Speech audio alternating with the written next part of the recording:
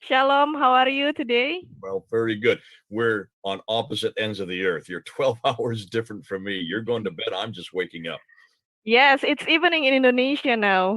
Yep. And it's just the early morning here on the East Coast of United States. Listen, this is exciting to be with you. I'm glad you invited me.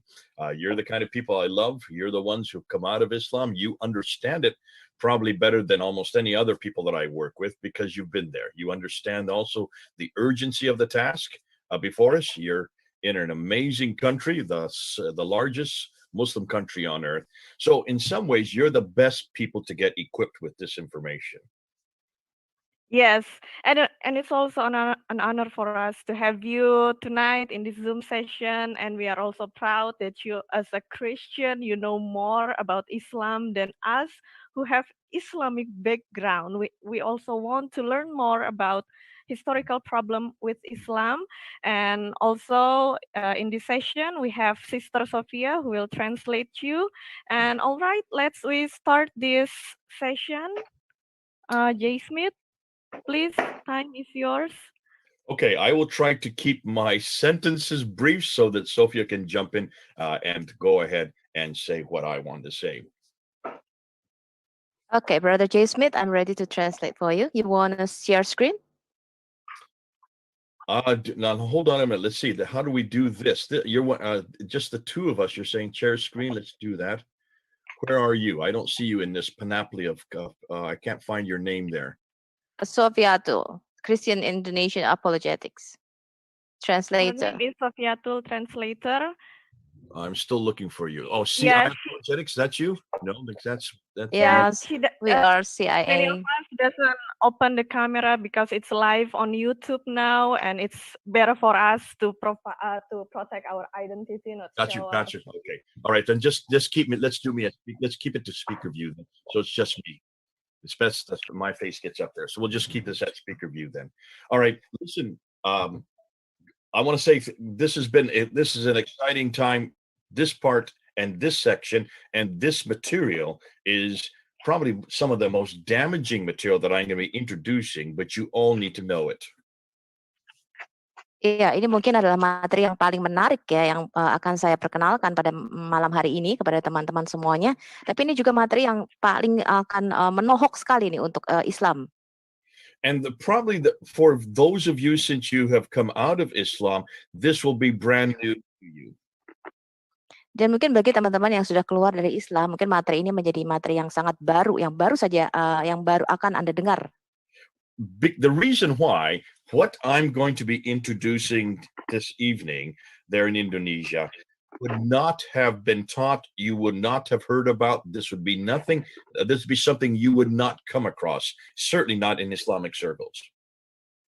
Jadi materi yang akan saya bawakan pada malam hari ini mungkin teman-teman semuanya belum pernah dengar ya, karena materi ini mungkin belum pernah diajarkan sebelumnya di dalam dunia pembelajaran kita mengenai Islam. Islam does not ask questions of its history. Islam tidak pernah mempertanyakan mengenai sejarahnya. It doesn't feel that it needs to.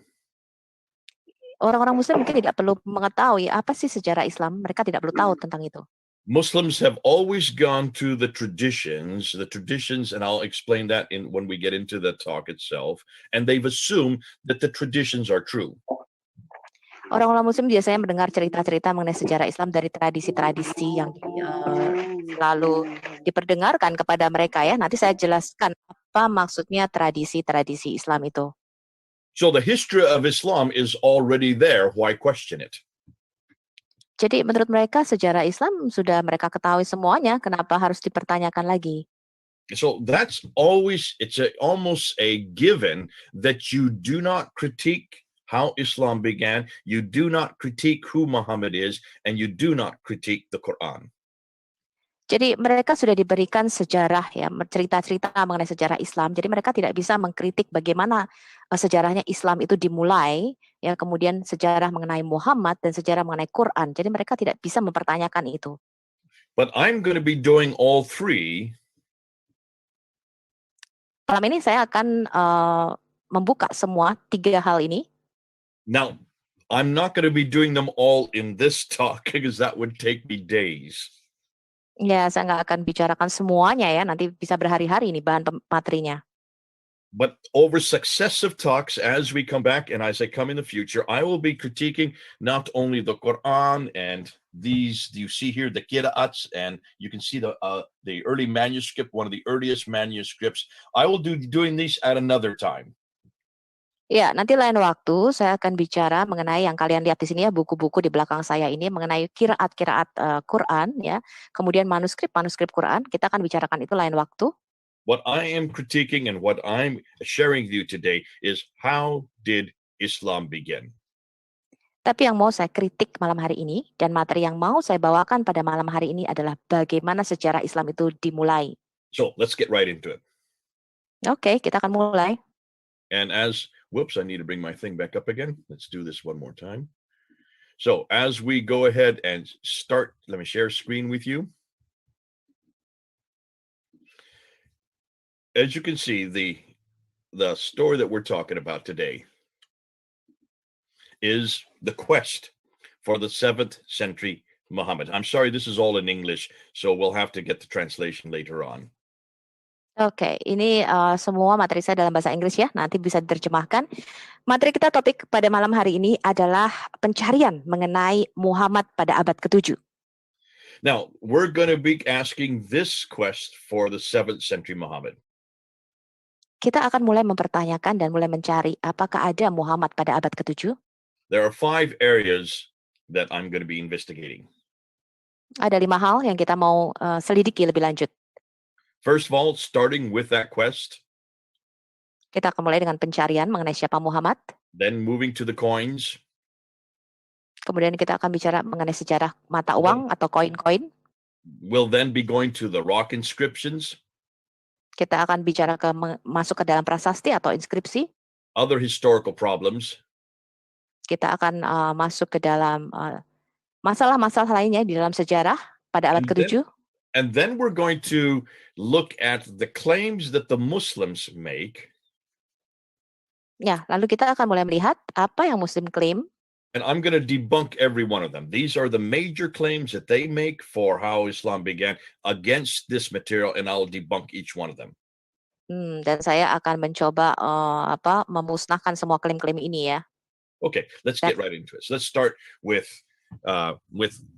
how, at least what Muslims claim about how it all began. Kita akan lihat apa yang Muslim klaim mengenai sejarah Islam.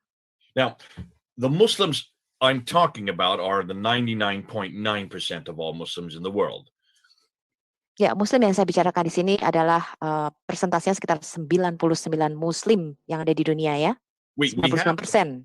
We have the radical Muslims on the right, we have the nominal Muslims in the middle, and you have your liberal Muslims on the left. Those are the 3 major groups of Muslims: radical, nominal, liberal. Ya, kita akan bicara mengenai ada Muslim yang radikal ya atau Muslim garis keras, kemudian Muslim yang ya biasa-biasa saja, standar ya, kemudian ada Muslim yang ya tidak tahu apa-apa. So I'm talking about the radical and the nominal. These 2 groups here. We're not talking about the liberals. The liberals are the ones that are here in the West. They have left Islam. Many of them are very disillusioned with Islam. They would not make these 6 claims. Ya, jadi kalau kita tidak akan bicara mengenai Muslim-Muslim yang liberal ya atau Muslim-Muslim yang moderat ya, karena mereka kebanyakan sudah meninggalkan Islam di negara-negara Barat. Kita akan bicara mengenai 2 grup saja ini ya, Muslim yang garis keras dan Muslim yang mengikuti tradisi atau Muslim yang standar. So they say the Jews and Christians corrupted their book and their God. We are the ones at fault. We corrupted it. Therefore, Muhammad was sent to correct those corruptions. Jadi Muslim mengklaim selama ini ya bahwa orang-orang Yahudi dan orang-orang Kristen ini sudah memalsukan kitab-kitabnya. Ya, karena itu Muslim itu selalu berpikiran bahwa Islam ini datang untuk mengkoreksi kitab-kitab sebelumnya. And between 610 and 632 AD, that 22-year period, he was then given the Quran, this one right here, supposedly this book right here in that 22-year period, to correct that which had gone wrong earlier. Ya, jadi antara tahun 610 sampai 632, jadi selama 23 tahun ya, ketika Muhammad menerima wahyu ini, Muhammad ingin mengkoreksi ya ketika dia menerima Quran, mengkoreksi kitab-kitab yang menurut dia salah sebelumnya. He lived in Mecca to begin with, was born there in 570, started receiving his revelations in 610, and from 610 to 622, he received what they know as what they call the Meccan revelations, the Meccan surahs. Ya, jadi Muhammad kira-kira lahir tahun 570 di Mekah ya. Kemudian antara tahun 610 sampai 622 ya, selama kurang lebih hampir 12 tahun, dia menerima wahyu-wahyu pertamanya, yaitu ada di Mekah yang kita sebut dengan surat-surat Makkiyah. And from 622 he then moves up to Medina, and from 622 to 632, the last 10 years of his life and his ministry, he then received the Medinan revelations, which are the first part of this book. Ya, kemudian setelah itu tahun 622 sampai 632, kira-kira 10 tahun terakhir dari kehidupan Muhammad, dia pindah ke Madinah, dia menerima wahyu-wahyu di sana yang disebut dengan surat-surat Madaniyah ya, yang merupakan bagian pertama daripada Quran yang kita pegang sekarang. And Muslims would say that this book that he received from 610 to 632 is exactly the same book, and it has existed for 1400 years unchanged. Muslim mengklaim bahwa Quran yang dipegang sekarang ini ya tetap sama selama 1400 tahun, tidak ada perubahan. They would also say that Mecca, where he lived, where he was born, where he spent his first 50 years, is or has always been the center of the world, the center of history. Muslim juga mengklaim bahwa Mekah ya, di mana Muhammad menghabiskan 50 tahun pertama dari kehidupannya, itu merupakan pusat dari dunia ya, suatu kota yang kota besar gitu ya, pusat perkotaan di situ. Now, dan pusat sejarah. let's look at a timeline. Yuk kita lihat rentang waktunya di sini. Islam's emergence according to the Islamic traditions. Ya, bagaimana Islam ini muncul ya, menurut sejarah tradisi Islam. Okay, there Muhammad was born 570. Muhammad lahir di tahun 570.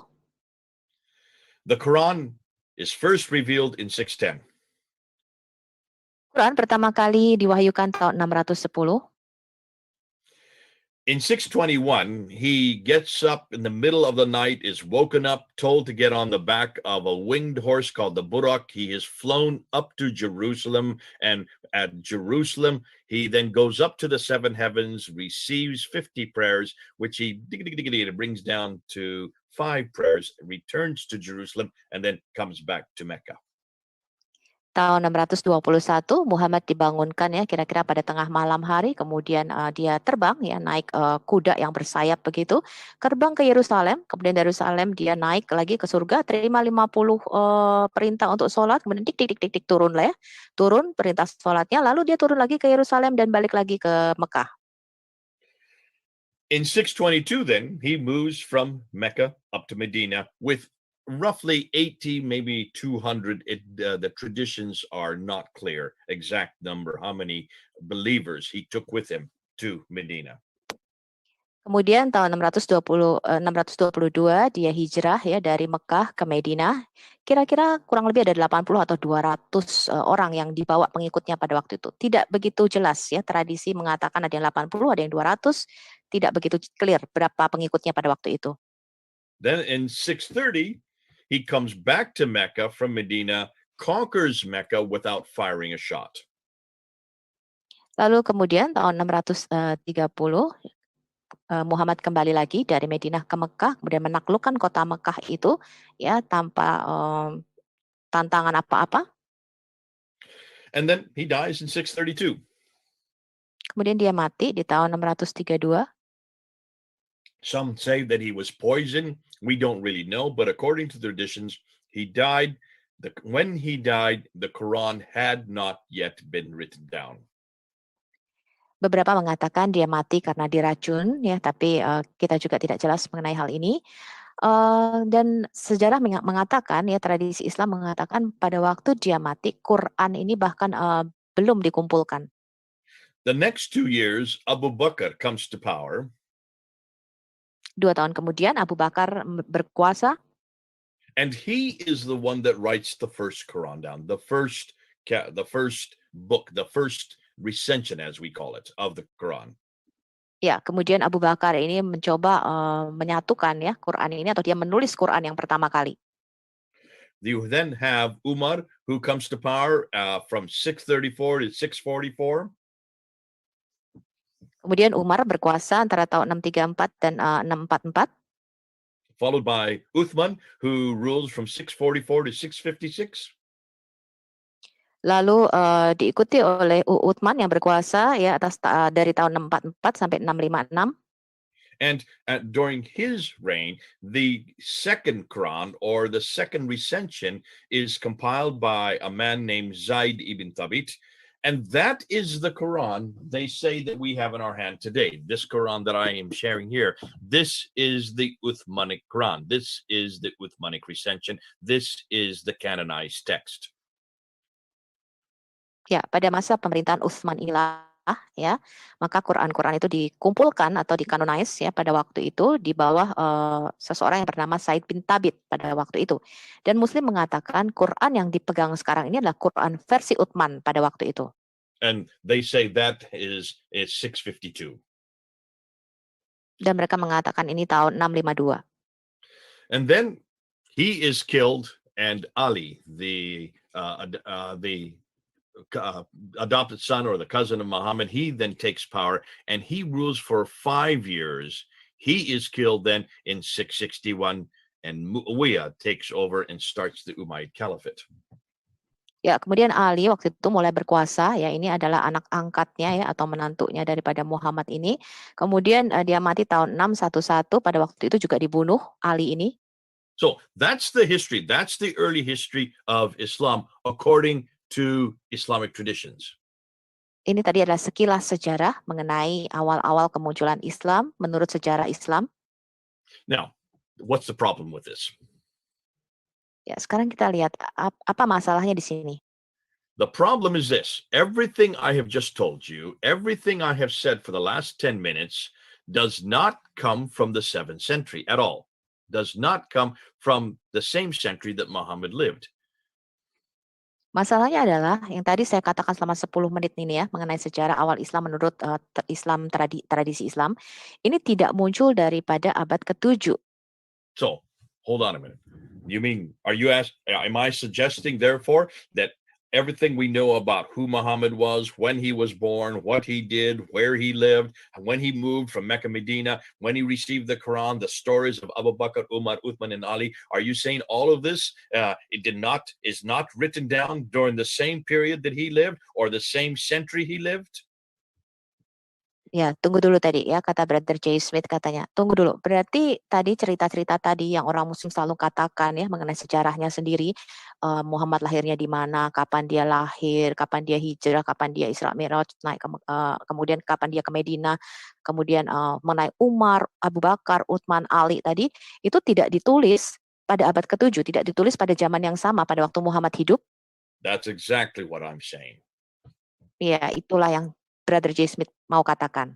Let's go back and let's look at another timeline. Sekarang kita lihat lagi rentang waktu lainnya. Okay, Muhammad dies in 632. There you can see it on the screen. Ya, sekarang kita lihat Muhammad meninggal tahun 632 Masehi. Now, where do we get the story about Muhammad? Where do we get his biography? Where do we get the Sirah? The Sirah to Rasulullah. There it is, the Sirah, which means the biography of the Prophet of God. Lalu dari mana kita bisa mendapatkan biografi mengenai Muhammad atau cerita mengenai Muhammad ya, sirat Rasulullah? Itu kapan ditulisnya? Kapan pertama kali kita tahu mengenai siapa nih Muhammad? Well, we're told it's Ibn Ishaq. There he is. Look at Ibn Ishaq. You can see him on the screen. Ya, kita diberitahu mereka mendapatkan cerita ini dari Ibn Ishaq. Ibn Ishaq, but look at his dates, 765. Kita lihat tanggalnya, 765 Masehi. Muhammad died in 632.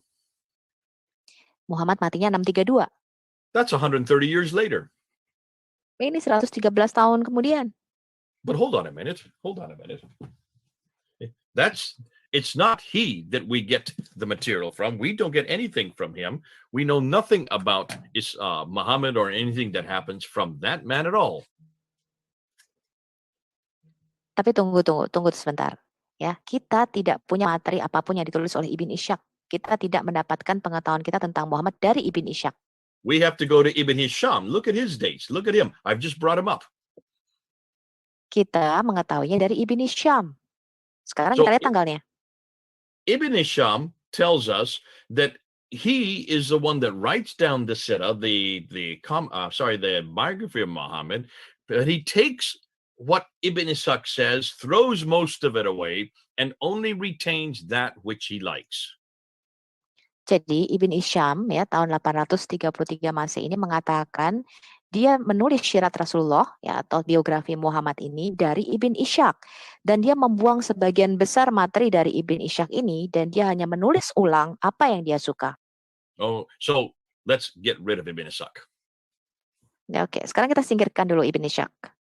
Yeah, I'm just gonna stop sharing screen here just to show you what I mean. See this book here? This is the biography of Muhammad. Here it is. This is the classical book that everybody use. I would suggest you use it as well. This is the story of Muhammad. Lihat nih buku yang saya pegang ya, ini kehidupan Muhammad, ini cerita mengenai Muhammad. Ini orang-orang selalu mengacu kepada sumber buku ini ya. Saya harapkan Anda juga punya buku ini ya. Ini translasi dari Ibn Ishaq Sirat Rasulullah. And I'm sure that it is translated into Indonesian. You can get it on Amazon. You probably get it at your bookstore. This one I like the best because it is translated by Alfred Guillaume from Arabic into English. He is considered to be the best translator of the Sirah from Arabic. Ya, jadi saya rasa juga sudah diterjemahkan di dalam bahasa Indonesia ya. Anda bisa beli di online di toko-toko buku atau Amazon. Tapi saya suka yang ini teman-teman karena diterjemahkan oleh Guillaume ya. Jadi dia adalah menerjemahkan langsung dari Arab ke Inggris dan dia termasuk salah satu penerjemah yang terbaik. But look at this. This is what's interesting. On the cover it says a translation of Ibn Ishaq's Siratul Rasulullah. It's translation of Ibn Ishaq's Siratul Rasulullah. Tapi lihat judulnya di sini ya, judulnya adalah terjemahan dari Ibn Ishaq ya, Sirat Rasulullah. Just get done saying that this is not from Ibn Ishaq, that this is from Ibn Hisham? Bukankah tadi saya mengatakan ini bukan dari Ibn Ishaq ya, tapi Ibn Hisham? That's true. Ya, itu benar. This entire book, not one word of it comes from Ibn Ishaq. So what is his name doing on the cover? Jadi seluruh buku ini bukan tulisannya Ibn Ishaq. Jadi kenapa namanya ada di judul bukunya? Alfred Guillaume didn't do that. Alfred Guillaume yang melakukan hal itu. Oxford University Press did that. Oxford University yang mencetaknya. And this is something you need to be aware of. Nah, ini sesuatu yang Anda harus waspadai. This is called dimitude. This is called political correctness. Ini namanya ya apa ya? Dia mau membenarkan secara politik lah.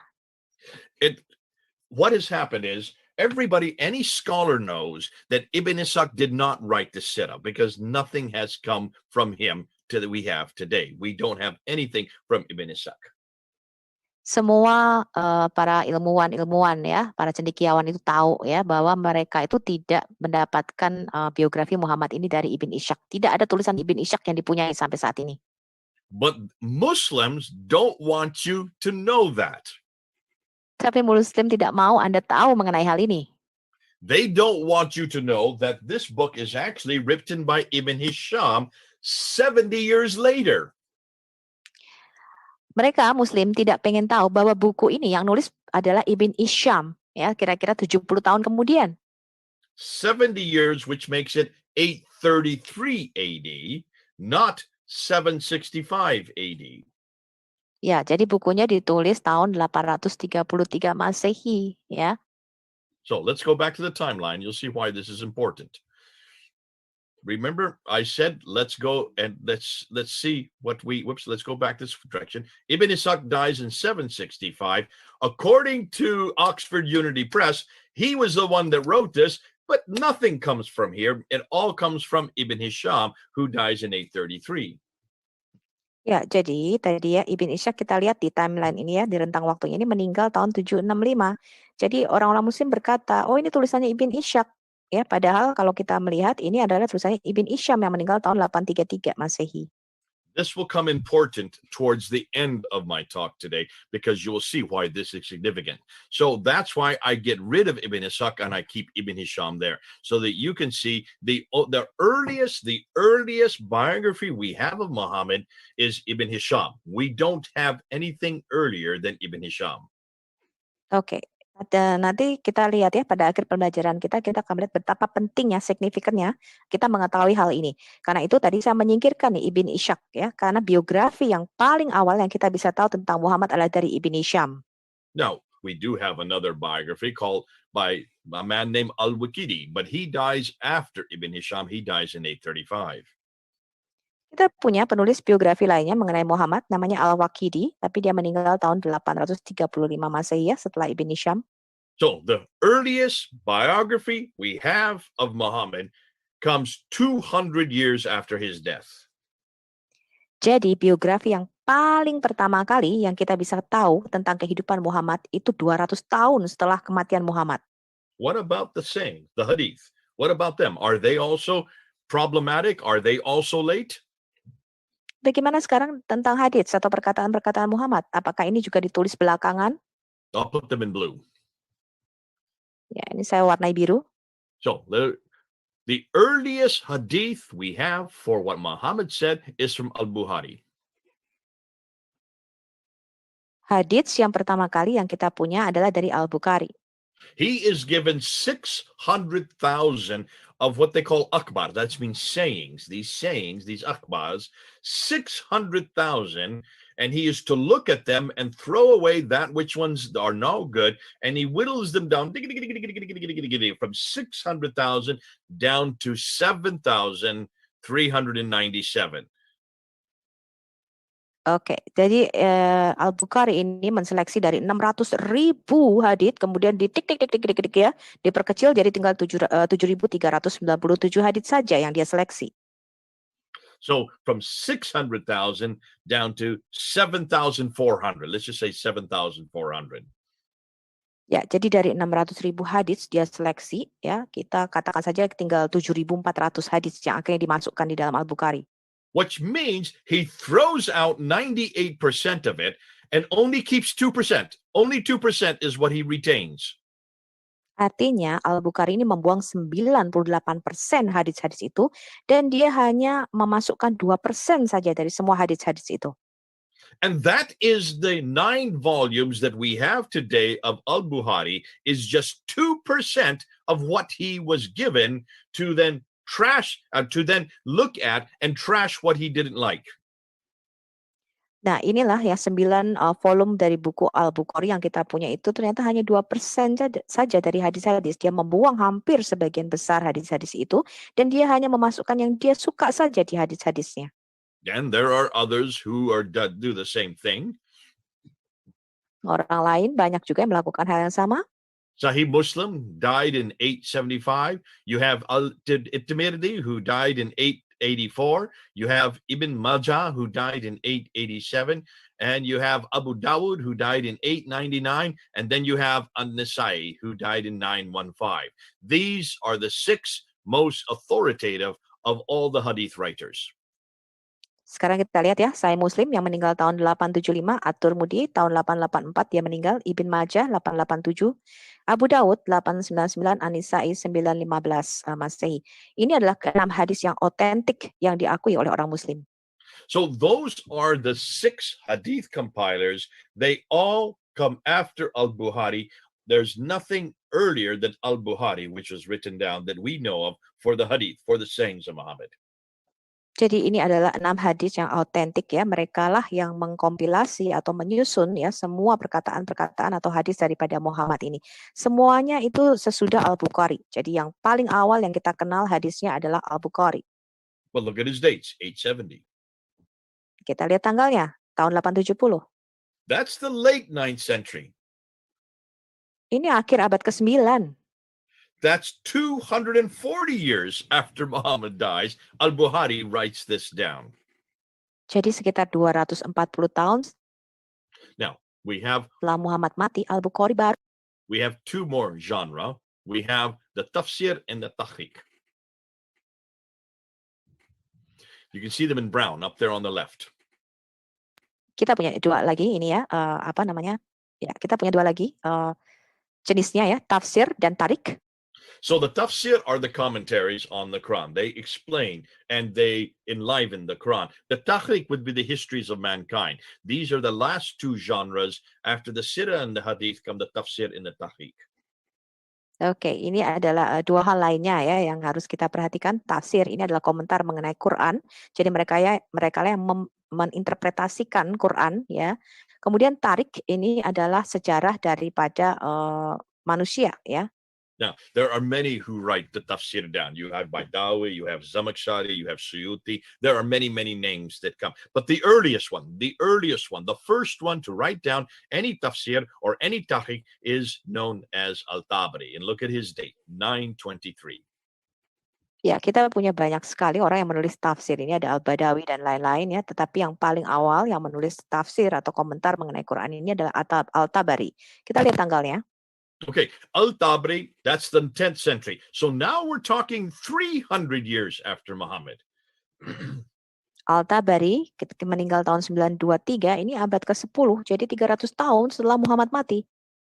Baidawi, Zamakhshari, Suyuti, and all the plethora of other commentators all come after Al-Tabari. Kalau Badawi, Al-Suyuti, lainnya ya, dan lain-lain itu menulisnya sesudah Al-Tabari. Here we go. Take a look and look at the time, the difference. And that's why I'm putting up that line there. 200 years between Muhammad and the first of the traditions. The earliest of the traditions would be the Sirah, the biography of Muhammad. That's 200 years, over 200 years that you have the first thing written down about this man. Sekarang kita lihat rentang waktunya. Berarti dari Muhammad mati ya sampai biografi pertamanya itu ditulis Sirat Rasulullah ya dari Ibn Hisham, ini rentang waktunya kira-kira 200 tahun. No. I just want to put up there Abdul Malik. Abdul Malik, you're going to see, is the one that introduces Islam as we know it. His date is 692. That's 141 years between the time of Abdul Malik in 692 and Ibn Hisham there in 830. Sekarang kita lihat Abdul Al-Malik ini yang pertama kali memperkenalkan Islamnya secara luas itu tahun 692 Masehi. Kita lihat perbedaan waktunya 141 tahun sampai biografi pertama itu ditulis. Now, why is this important? Sekarang mengapa hal ini penting? Well, you're going to see after today's lecture that it's actually the Abbasids. Look at I've just put them up there. The Abbasids right there at the bottom. They are the second dynasty, the second great empire of Islam. They are the ones that we're going to find out that actually give us the Islam we have today. The Islam that you all have grown up with, the Islam that's all around you, the Islam that's there in Indonesia actually comes from the Abbasids. And that's why I want to put their dates up there. Oke, sekarang kita lihat ini ya, dinasti Abbasian. Ini yang berkuasa pada waktu itu ya, tahun 749 Masehi, 84 tahun ya sebelum Sirat Rasulullah ini ditulis. Dinasti Abbasian inilah yang pada waktu menjadi kerajaan besar yang memperkenalkan Islam yang sebenarnya secara luas, termasuk memperkenalkannya ke Indonesia. Jadi Islam yang kita warisi sekarang ini adalah sebenarnya dari dinasti Abbasian. So the difference between the Abbasids coming to power in 749 and the earliest date for the earliest Sirah, the biography of Muhammad, is 84 years. Jadi rentang waktu antara dinasti Abbasian ini naik ya, mulai berkuasa pada waktu itu tahun 749 Masehi sampai pada waktu biografi Muhammad pertama kali ditulis itu jarak waktunya atau rentang waktunya 84 tahun. Which suggests to me it took them 80 years to finally get their narrative, to finally introduce their prophet, and well, not to introduce him, that's not quite correct, but to introduce the prophet Muhammad that we know today. I'm sorry, brother, I lost you. Again? So it took them 84 years or 80 years, as you can see in the timeline there, to finally, for the Abbasids, to finally get the Muhammad that they want to introduce to the world. 80 years, that's hugely important. Ya, jadi butuh rentang waktu 80 tahun ya sampai kira-kira dinasti Abbasian ketika berkuasa itu dia memperkenalkan siapa itu Muhammad secara luas kepada dunia. Now you can see why the Muslims would rather this only be 15 years. They would rather it be Ibn Ishaq that the first biography comes to. What I'm saying is no. Ibn Ishaq we don't have anything from Ibn Ishaq. What we have about who this man is does not come for 80 years after the Abbasids start to introduce their Muhammad, their Mecca, their Islam. Because you're going to see Islam as we know it today is an Abbasid invention. Jadi Muslim itu lebih suka ya kalau mereka mengatakan biografi Muhammad ini dari Ibn Ishaq ya karena jarak waktunya lebih dekat dengan dinasti Abbasian ini. Tapi Brother Jason mengatakan oh tidak ya kita tidak mendapatkan sejarah Muhammad ini dari Ibn Ishaq ya, tetapi dari Ibn Hisham dan sebenarnya dinasti Abbasian inilah yang pertama kali yang menyebarkan atau membuat pola gitu ya apakah Islam itu dan siapakah Muhammad ini? Jadi dinasti Abbasian yang pertama kali memperkenalkan mengenai Muhammad ini secara luas. Now, almost 90% of every Muslim you talk to does not know what I've just told you. Nah, sekarang kita lihat ya 90% ya dari Muslim seluruh dunia ini sama sekali tidak tahu nih apa yang saya baru saja katakan kepada teman-teman. And I would suggest that in Indonesia, the number would be 99%. Almost every Muslim that you meet in Indonesia will not know what I'm showing you on this graph. Dan saya rasa ya teman-teman ya 99% orang Muslim Indonesia ini tidak tahu sejarah yang baru saja saya katakan kepada Anda. Now, they will know the name Ibn Hisham, they'll know the name Al-Waqidi, they'll know Al-Bukhari. Every one of them will be using Al-Bukhari, Sahih Muslim, Tirmidhi, Majah, Dawud, Nisa. They'll know everything about Al-Tabari. These are household names by Muslims who live in Indonesia, but they will think that all of these individuals actually knew Muhammad, that they all lived at the time of Muhammad, that they were all companions of Muhammad. Every Muslim that I talk to assumes whenever I say Ibn Hisham, they think, you're talking about Muhammad's companions. Jadi orang-orang Muslim itu tahu ya kenal nama-nama ini ya, makanya kenal Ibn Hisham, Al-Waqidi, Al-Bukhari ya, Imam Muslim, At-Tirmidzi, Ibn Majah, Abu Daud, An-Nisai, Al-Tabari. Mereka selalu memakai sumber-sumber yang dari tulisan-tulisan yang ditulis oleh para sejarawan ini ya.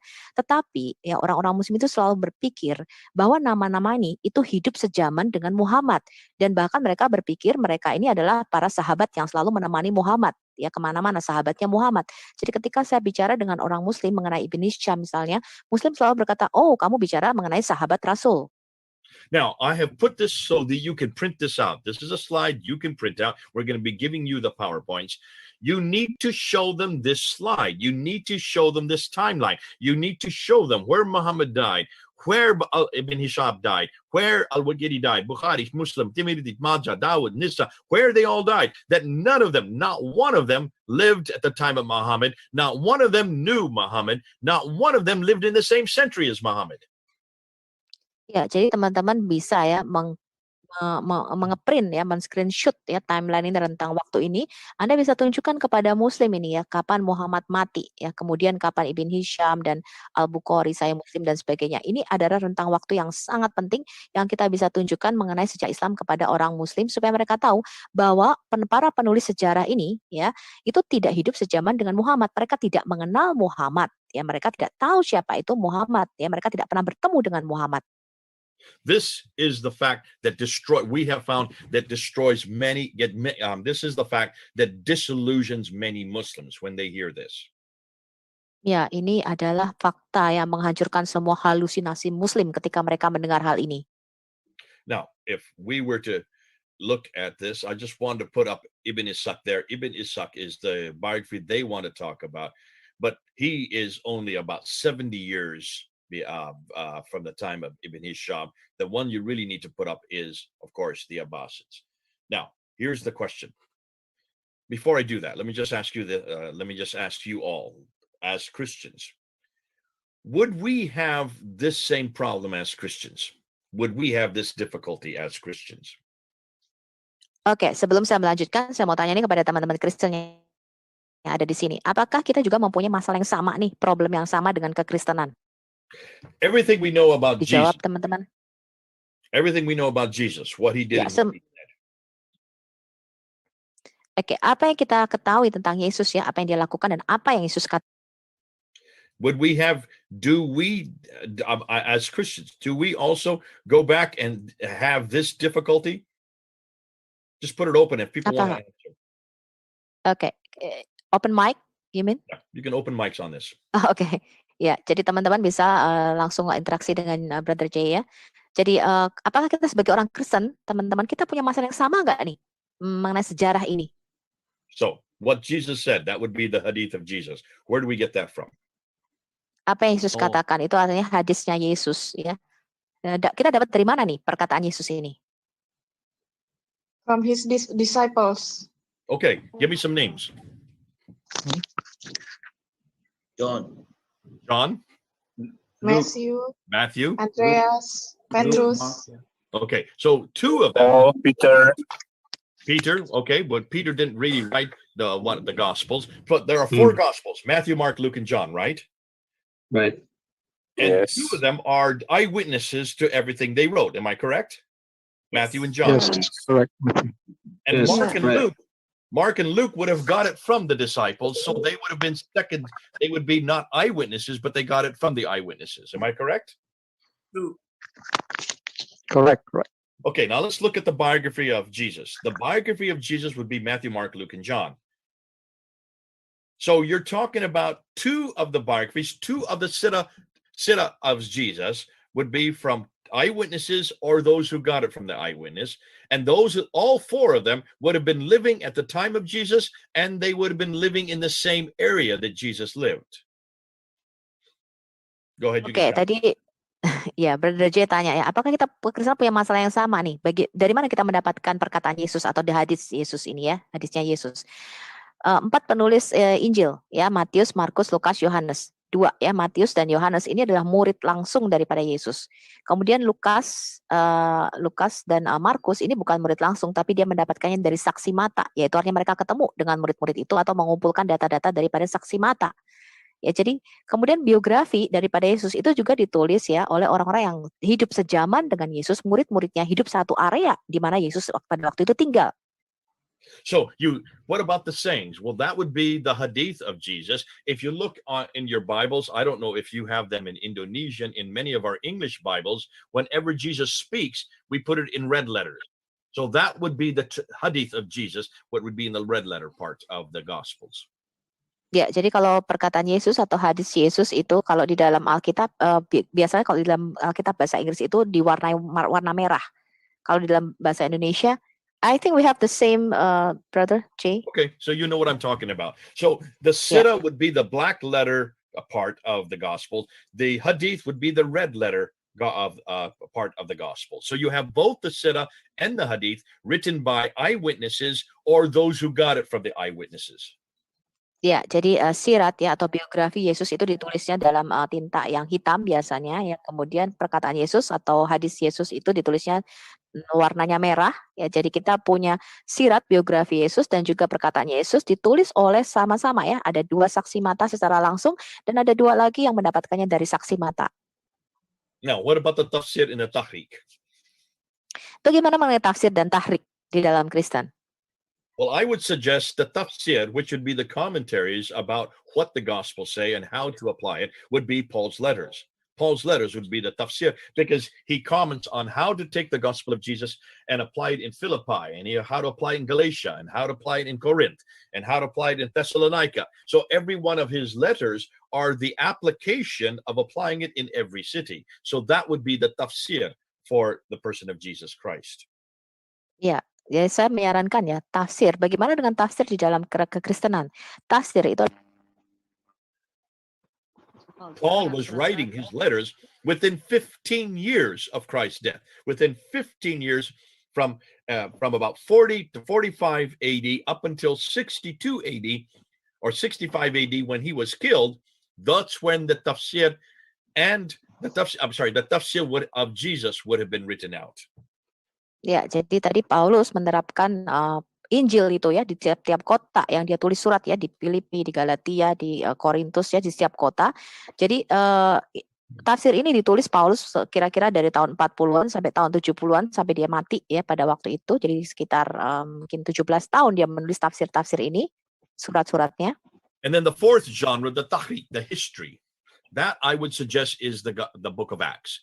The book of Acts is the Acts of the Apostle, the history of the Apostle, the history of the early church. And that would have been written by Luke between 52 AD and 62 AD. So within 30 to 40 years of Christ's death, you already get the history of the early church written down. Iya, kalau kita bicara mengenai tarik ya, tarik di dalam kekristenan itu adalah kitab kisah para rasul yang ditulis oleh tabib Lukas ya. Jadi Lukas menulisnya antara tahun 52 sampai dengan 72 ya. Jadi dia menulisnya hampir 30 tahun setelah Yesus naik ke surga.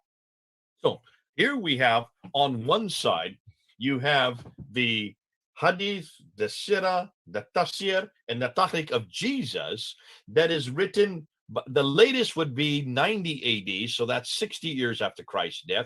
So within 15 to 60 years of Christ's death, you have all four genre, all four of the Christian traditions written down. Ya, jadi kita tadi mempunyai ya sirat ya, ada tafsir, ada tarik daripada Yesus atau hadis ya daripada Yesus juga tadi. Itu kira-kira paling lambat tahun 90 Masehi. Ya, jadi kira-kira dikompil semuanya itu selesai ya keempat hal ini, biografi Yesus, perkataan Yesus ya, tariknya, kemudian tafsirnya itu kira-kira 30 tahun dan mulai 30 tahun setelah dia naik ke surga sampai sekitar 60 tahun ya, 60 tahun ketika Yesus naik ke surga itu sudah selesai dikompilasi atau sudah selesai ditulis.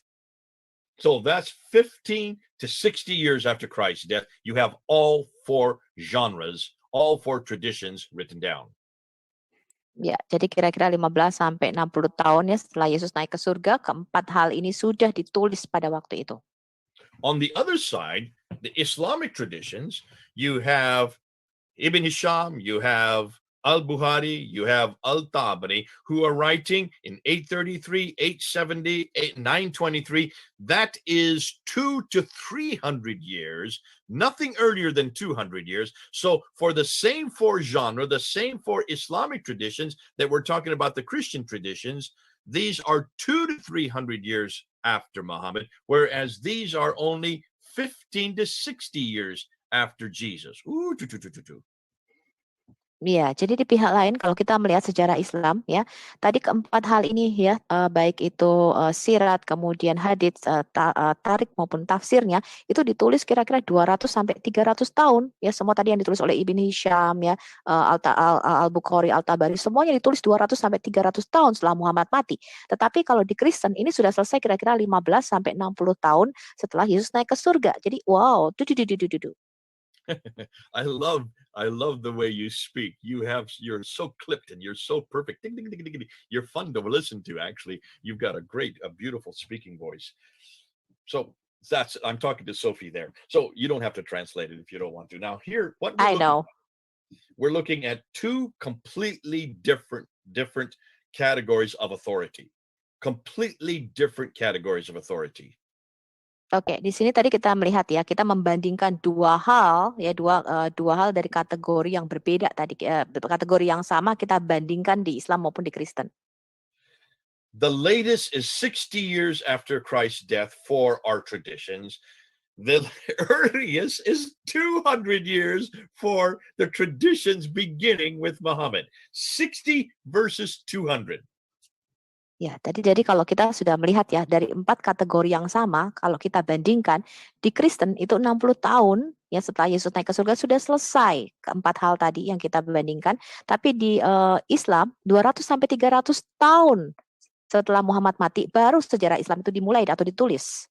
And if that's not bad enough, what we're going to find out, I haven't introduced that yet, but what we're going to find out is that whereas all of those who wrote what Jesus said, did, and how the earlier church began, were living in the same area that Jesus lived in, every one of those who wrote who Muhammad was, what he said, what he did, and how Islam began, all lived hundreds of miles further north.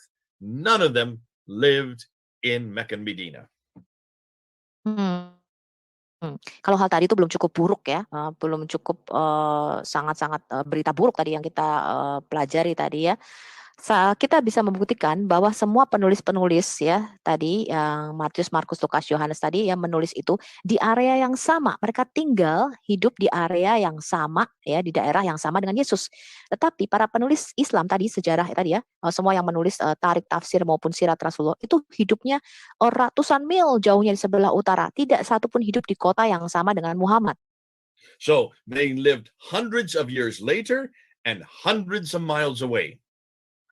Jadi para penulis sejarah-sejarah Islam ini ya menulisnya ratusan tahun setelah Muhammad mati dan hidupnya juga tidak sedaerah, tidak satu daerah di area yang sama dengan Muhammad, ratusan mil jauhnya.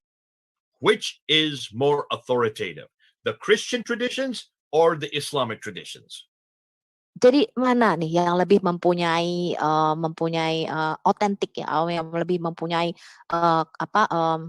kapasitas untuk mana yang benar, mana yang asli ini teman-teman sejarahnya nih. Apakah yang Kristen tadi yang kita lihat, apakah yang Islam? There's no comparison. Tidak bisa dibandingkan teman-teman. Our gospel of Jesus Christ, his life and his sayings, everything we know about Jesus are so much earlier and so much closer, geographically speaking, than anything that we have in the Islamic traditions, or in this case, here's the Islamic traditions. When you do a comparison, ours is by far much closer to the event. And in the same area, this is much further from the event and nowhere near the same area. Jadi kalau kita bandingkan ya teman-teman ya, Alkitab kita yang ditulis ya, yang tadi mengandung keempat hal tadi ya, itu ditulisnya itu sejaman dengan Yesus ya, kemudian ditulisnya juga satu daerah area yang sama dengan Yesus. Mereka tinggal di tempat yang sama pada waktu Yesus hidup. Tetapi kalau kita bandingkan dengan sejarah Islam, ya itu tinggalnya udah ratusan tahun setelah Muhammad mati, ditulisnya masih tinggalnya ratusan mil jauh lagi dari tempat Muhammad. Can you then see why we are talking from a much stronger authority? Jadi kita lihat tadi ya, bahwa kekristenan itu mempunyai klaim yang lebih kuat dibandingkan Islam. If we were in the same boat, if we had the same situation for Jesus Christ that Muslims have for Muhammad, kalau kita punya situasi yang sama ya terhadap Yesus ini ya teman-teman ya, buku yang saya pegang ini sama seperti Muhammad, that would mean that we would know that Matthew, Mark, Luke, and John would all have been living in the 3rd century and writing about Jesus in the 3rd century. That's 200 years later. 200 to 300 years later, we would not know anything about Jesus for 200 to 300 years. Jadi kalau situasinya tadi sama ya teman-teman ya, artinya Matius, Markus, Lukas, Yohanes ya itu baru menulis kira-kira abad ketiga ya 300 tahun setelah Yesus naik ke surga. Berarti selama 200 sampai 300 tahun pertama kita nggak tahu apa-apa tentang Yesus. Can you then understand why you need to get this into your discussions? You need to get this into your conversations with Muslims. Ya, sekarang Anda mengerti ya betapa pentingnya kita mendiskusikan hal ini dengan Muslim. Now, before we go on to the next section, I want to just open it up. If there are any questions that you may have, let me just see if there are any questions. I'll go ahead and look at the chat myself. So let's Okay, start Ines. here. Okay, here's a question that comes up. Well, let's start from the beginning and go. Here's a question that comes up. If Al-Bukhari was the earliest, this is from Hannah herself. From Mr. Polandia, sorry. If Al-Bukhari was the earliest collector of the hadith, why did the present-day Muslims claim that he had learned those hadith from Imam Ahmad? You can go ahead and translate that into Indonesian.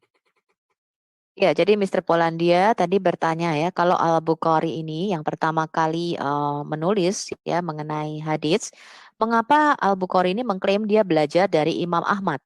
Now, Imam Ahmad, I'm assuming you mean by that, Mr. Polandia, that Ahmad would be the diminutive for Muhammad. So Imam Muhammad means from Muhammad himself. And this is the lie that most of your Muslims are told. They are told I'm sure I have been to Indonesia, but I've not been there long. You will know this better than me. But everywhere I go in the Muslim world, Muslims are told that Al-Bukhari, Sahih Muslim, Ibn Dawud, Majah Tirmidhi, also Ibn Hisham, Al-Waqidi, also Al-Tabari, all these big names, these great men of God were all companions of Muhammad. This is what they're told. This is what they're taught. That is a lie. Ya, jadi Brother J mengatakan yang kamu maksudkan dengan Imam Ahmad ini apakah Imam Muhammad ya? Jadi mereka menerima dari Muhammad sendiri. Saya belum pernah ke Indonesia, tetapi saya merasa ya kemungkinan di Indonesia itu diajarkan bahwa tadi ya nama-nama besar tadi ya ada Al-Bukhari, ada Imam Muslim, Abu Daud dan sebagainya. Mereka pasti mengatakan ini adalah sahabat Rasul atau sahabat Muhammad, dan itu tidaklah benar. Okay, and so you can see then why, Mr. Palandia, this is something you need to help your Muslim friends with. Show them that timeline. They need to see that timeline. I am not making up those dates. Those dates are from Islamic scholarship. This is what Islam tells us. I did not make up the date for 833 or 835 or 870 or 923. I didn't make up those dates. Those are dates from Muslims themselves. This is the standard narrative that every Muslim who has done scholarship, anybody in academia will know those dates. But not the Muslims on the street. Not the Muslims on the street. Not the Muslims you're going to be talking to. Ya, jadi tadi ya pentingnya kenapa kita harus menunjukkan rentang waktu ini ketika kita berdiskusi dengan saudara-saudara Muslim kita, ya. Karena Brother tadi mengatakan saya itu tidak yang membuat-buat tanggalnya, ya. Bukan saya nih yang kasih tanggal 833, 847 tadi ya. Semua ini adalah cendekiawan-cendekiawan Muslim sendiri yang memberikan tanggal-tanggal itu. Ya, jadi bukan saya yang membuat-buat ya, semua ini diberikan atau dinarasikan oleh para cendekiawan Muslim. Tetapi kalau orang-orang Muslim di jalanan ya atau orang-orang Muslim abangan ceritanya gitu ya, mereka tuh tidak begitu mengerti mengenai sejarah ini, teman-teman. So here's a follow-up question from Mr. Palandia. Is the Muslim product known as the science of hadith reliable in filtering and discerning the good hadith from the bad hadith? Go ahead and translate that. Okay. Basically, what he's asking is, what should we do with the science of hadith? Is it a good exercise of good hadith versus bad hadith? Is this a good exercise? Ya, Mr. Polandia tadi bertanya ya, apakah ilmu mengenai hadis ini ya, menyaring ya hadis ini disaring, mana hadis yang baik, apa hadis yang buruk, apakah ilmu ini bagus nggak sih? When they talk about good hadith, which is sahih, versus bad hadith, which is weak, when they talk about this, they're not talking about dates. They're not saying anything about which is from what century. They're talking about which is theologically good. It all has to do with theology, not anything to do with history. Jadi ketika orang Muslim menyaring hadis-hadis ini ya, yang bagus mereka masukkan sebagai sahih, kemudian hadis-hadis yang tidak baik itu sebagai hadis-hadis yang lemah ya, atau doif, itu orang-orang Muslim ini tidak menggunakan pendekatan sejarah atau pendekatan tanggalnya. Ya, mereka tidak melihat itu. Mereka hanya melihat secara theological. Mana yang menurut teologi Islam itu baik, yaitu mereka hadis-hadis itu dimasukkan. And the weak ones are the ones that don't fit their theology, and the strong ones are the ones that do fit their theology. But what I'm saying is, who cares? It's all so late that this is an Abbasid view of what is theologically correct. This is only a political maneuver. This is completely a political maneuver by the Abbasids to create the religion that they wanted. All of it was created in Baghdad, not in Mecca, not in Medina, as we're going to see. Jadi mereka memasukkan hadis-hadis yang mereka sukai, yang cocok dengan teologi mereka sebagai hadis-hadis yang sahih. Hadis-hadis yang tidak cocok dengan teologi Islam itu mereka membuangnya atau memberikan, melabelkan sebagai hadis doif, ya. Tetapi siapa yang peduli gitu ya? Ini kan kita tidak berhubungan dengan tanggal atau sejarahnya ya. Jadi ini adalah bagaimana dinasti Abbasian tadi yang mulai berkuasa ya. Dinasti Abbasian ini mulai memperkenalkan teologinya mereka sendiri tentang Islam ini. Jadi dinasti Abbasian ini yang membentuk agama Islam. Okay, here's another yang memperkenalkan question Islam kepada dunia secara luas. from Okay. Mr. Kenosis. He says, are there any historical findings from Muhammad's lineage regarding his biological children? This question is to debunk those who live nowadays claiming that Muhammad's descendants, that they are the Muhammad's descendants, and that it goes up as the descendants of Ismail. Thank you. In other words, there's what Kenosis is saying is, what should we do say to those Muslims that we see here in Indonesia who say, oh, I am in the line of Muhammad from say so-and-so, so-and-so, from so-and-so all the way up to Muhammad himself? Ya, jadi Kenosis ini bertanya ya, ada nggak sih sejarah ya, penemuan-penemuan sejarah mengenai garis keturunan Muhammad ini ya, atau Muhammad ini punya anak yang secara biologis ini dari mana? Karena banyak orang mengklaim, oh saya nih masih keturunan Muhammad dari sini ya, keturunan Muhammad nih masih keluarga Muhammad. Now, I am going to debunk all of that as we go through this talk. Saya akan membantah semua itu ya, klaim-klaim itu selama kita ada di sesi ini. I don't want to say too much yet because I have to prove what I'm going to say. Oke, saya nggak mau berkata banyak ya, karena saya akan membuktikan apa yang saya katakan. But as you're going to find, ya, Anda akan menemukan malam hari ini, there is no reference to Muhammad in the 7th century, not until 692.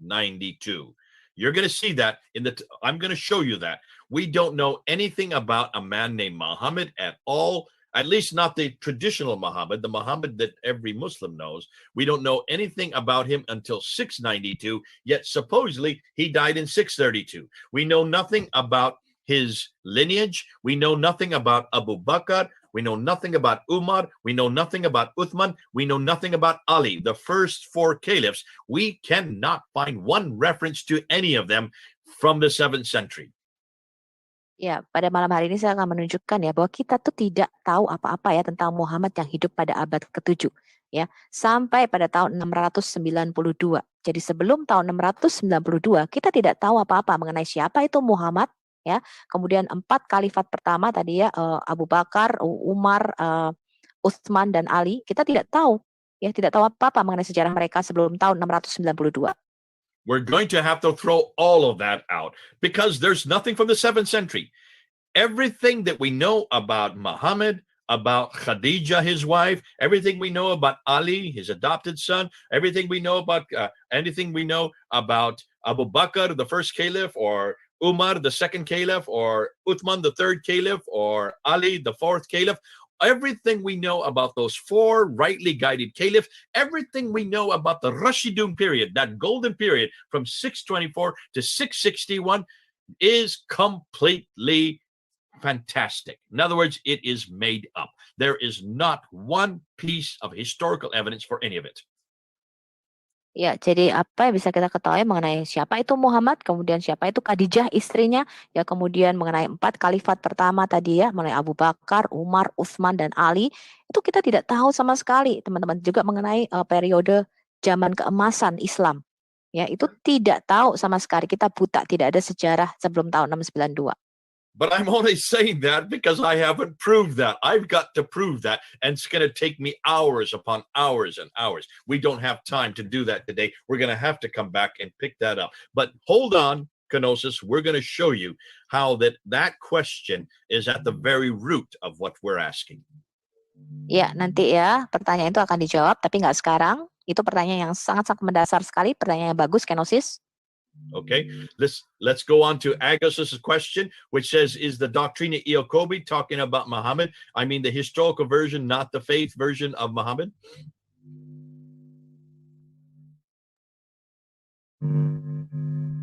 Go ahead and translate that, the question that comes down from Agos. Iya, pertanyaan dari Agus ya, apakah doktrin Yakobi yang berbicara mengenai Muhammad, maksudnya dia adalah sejarah ya. We're going to actually debunk the Doctrina Iacobi, but not today. We don't have time today to do that. That's part of this talk. I'm going to destroy the Doctrina Iacobi. I'm going to destroy the Constitution of Medina. I'm going to destroy the Ashkenazi letter. Every one of these supposed references to Muhammad from the 7th century, I'm going to shut down, and everything that I'm going to be using will be historical criticism. In other words, I'm going to be going back to the 7th century to shut all of these down. But not today. I can see this will take too long because of the back and forth with the English to translation. Oke, ya. Jadi saya akan membantah semua ya mengenai doktrin Yakobi ini dan semua yang menyatakan Muhammad ada di abad ke-7. Tapi tidak hari ini, teman-teman, akan menjadi terlalu panjang ya, karena kita juga akan menerjemahkannya dalam bahasa Indonesia. Go on, Brother Jay. Okay, here's another question from Boanergis. He says, Mr. Smith, can we say that this religion, Islam, was established not by Muhammad himself, but by people who got inspired by his biography? Was there something to do with the political atmosphere that was taken by someone who tried to take a particular advantage, or was it because of faith crisis at that time? Okay. Go ahead. Mr. Boanerges bertanya ya, Brother J ya, apakah kita bisa katakan bahwa agama ini, Islam, itu didirikan ya bukan oleh Muhammad sendiri, tetapi oleh orang-orang yang terinspirasi oleh biografinya Muhammad? Ataukah ini berkaitan dengan suasana politik pada waktu itu ya, kemudian seseorang ini mencoba mengambil keuntungan dari suasana politik ini, atau karena ada krisis iman pada waktu itu katanya?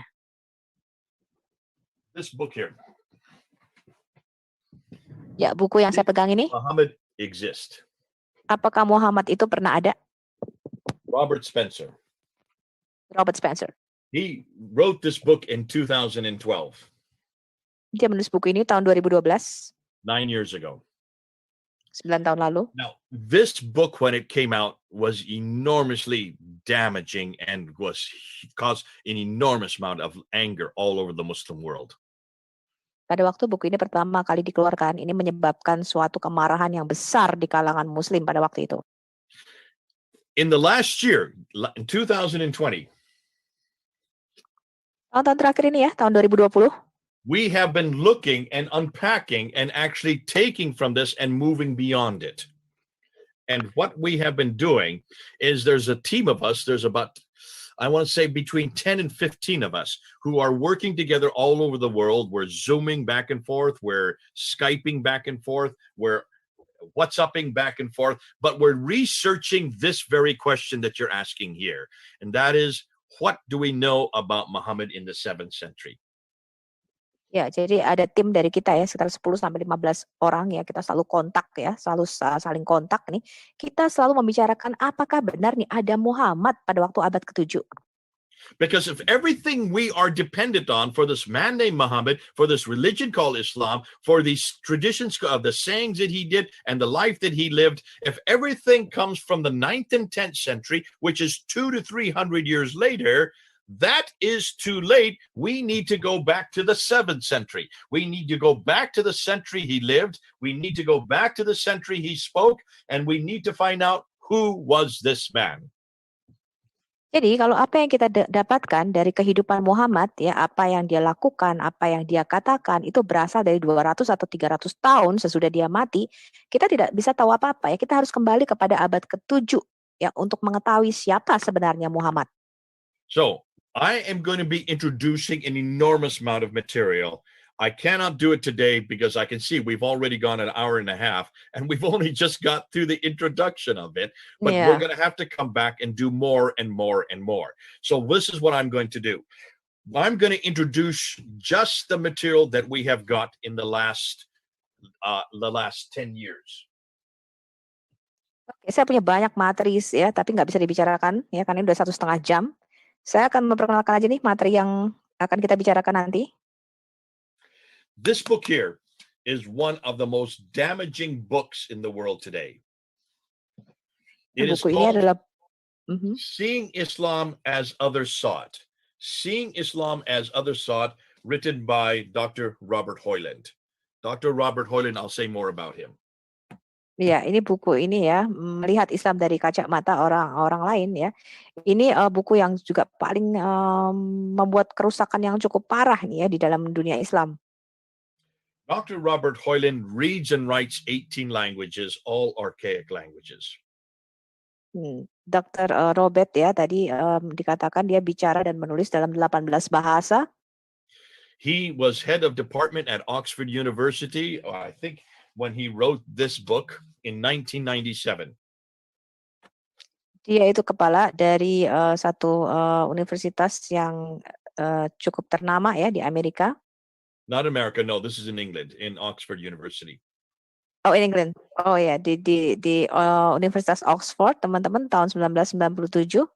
And what he did, because he could read and write all of these languages, he went back to all of these peoples. He went back to the 7th century. He went back to the same century that Muhammad lived and that supposedly Islam began. And he just asked, what did everybody know about this man Muhammad in that century? Ya, karena dia bisa menulis dan membaca di dalam 18 bahasa, dia mulai meneliti dan menyelidiki lagi. Ya, dia mulai mencari tahu siapakah Muhammad ini pada waktu abad ke-7. And what he found absolutely destroyed Islam. Dan apa yang ditemukan ini sangat-sangat menghancurkan Islam. He could not find anything about Muhammad. Dia tidak menemukan satu hal pun tentang Muhammad. He could not find anything about Mecca. Dia tidak menemukan satu hal pun tentang Mekah. He could not find anything about people called Muslims. Dia tidak menemukan pada abad ke-7 ini ada orang yang disebut Muslim. He could not find any reference to a religion called Islam. Dia tidak menemukan satupun referensi mengenai agama Islam. And he could not find anything about a book called the Quran. Dan dia tidak menemukan satupun referensi mengenai kitab yang disebut Quran. Those are the 5 things that really give us Islam. Without those 5 things, Islam falls to pieces. 5 hal inilah yang membuat kita mengenal ya apa itu agama Islam. Kalau tidak ada kelima hal ini ya Islam ini berantakan nih ya.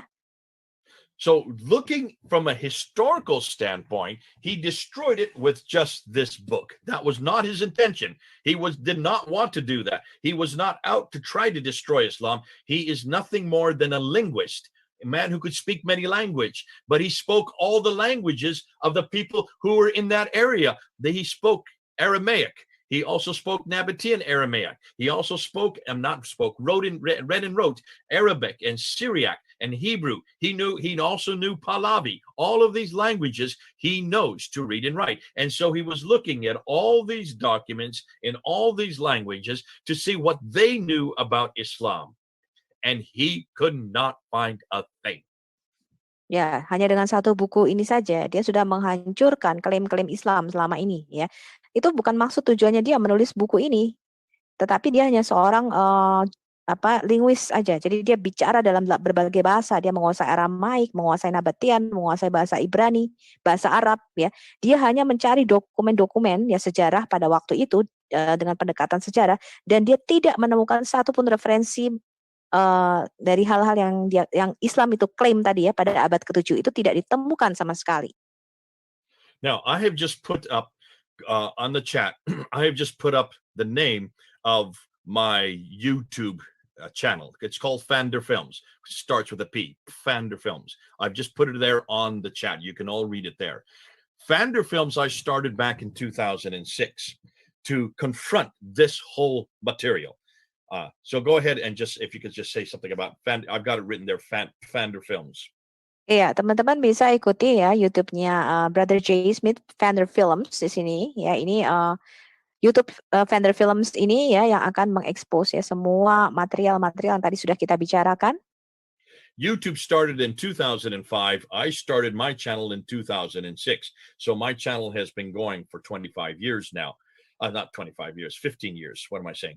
For 15 years now. And it is primarily confronting the whole historicity of Islam. Ya, jadi saya memulai YouTube channel saya tahun 2006 ya. YouTube kan baru mulai tahun 2005.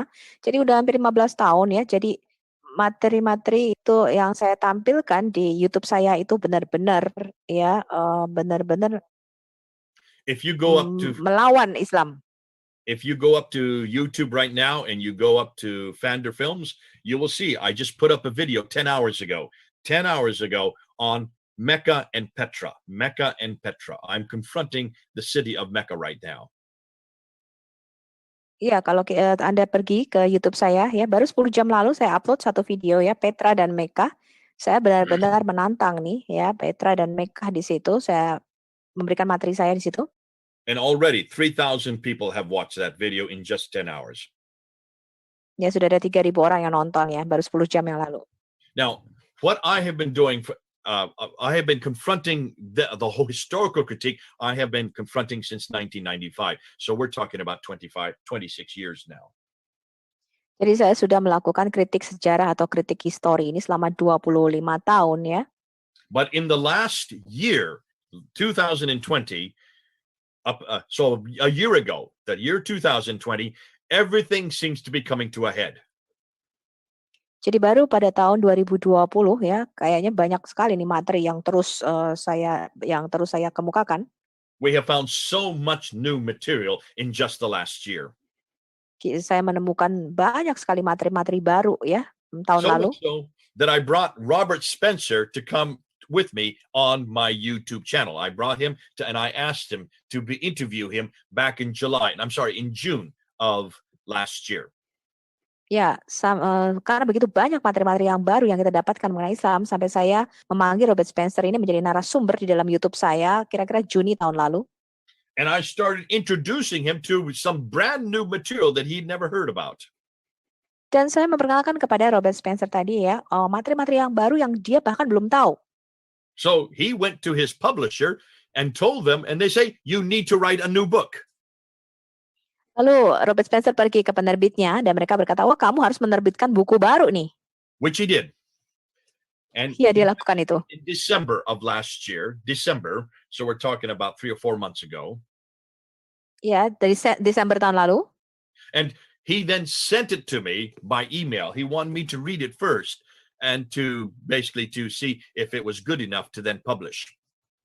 Ya, dia mau saya mereview apa tulisannya, dia email saya dan sebelum itu dipublish atau dicetak keluar. I read it and I quickly got on the phone to him and I said, "Robert, you're already out of date. You haven't looked at the coins, you haven't looked at the rock inscriptions, you don't even know who Ilyas ibn Qabisa is. You haven't put the newest material since July of last year. You haven't kept up with what we're now finding in just the last 6 months."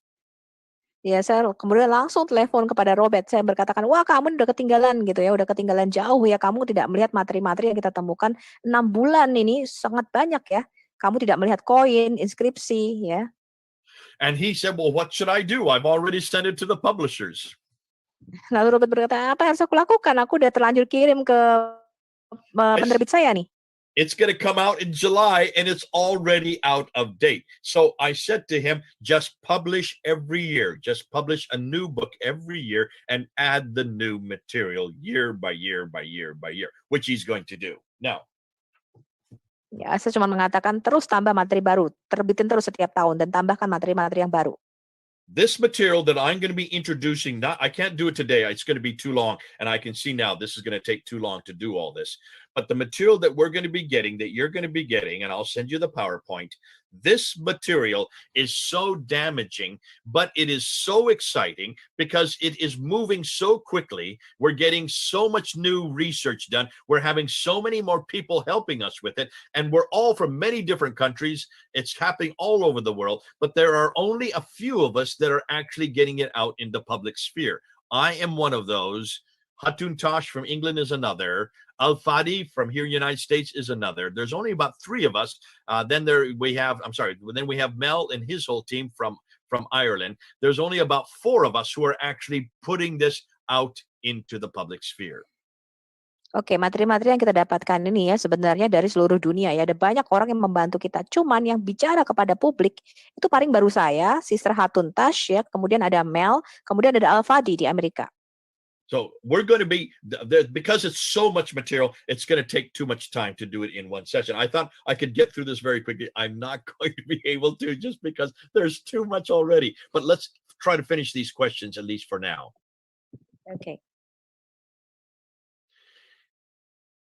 Okay, here is a question from Boanergis. Mr. Smith, can we say that this religion, Islam, was established not by Muhammad himself, but by people who got inspired by his biography? Was there something to do with the political atmosphere that was taken by someone who tried to take a particular advantage, or was it because of faith crisis at that time?